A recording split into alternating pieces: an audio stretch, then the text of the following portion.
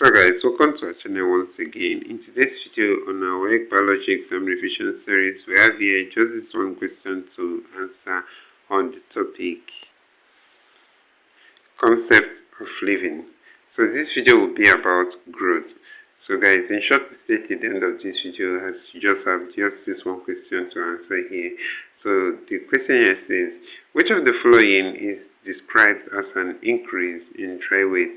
We have A, adsorption, B, growth, C, reproduction, D, ingestion. So guys, the answer to this question is option B, and that's growth. So growth is usually described as an increase in dry weight, and that's the correct answer to this question, option B here. So guys, this is where we end this video for today. If you enjoyed this lesson, please give it a thumbs up. Don't forget to subscribe to this channel if you're not a subscriber. Also, if you have any specific question regarding this video, you can drop your question on the comment section below, and we'll ensure to give you a response. So finally guys, we want to encourage you to join our YouTube channel community where we'll post major updates on WAEC examination.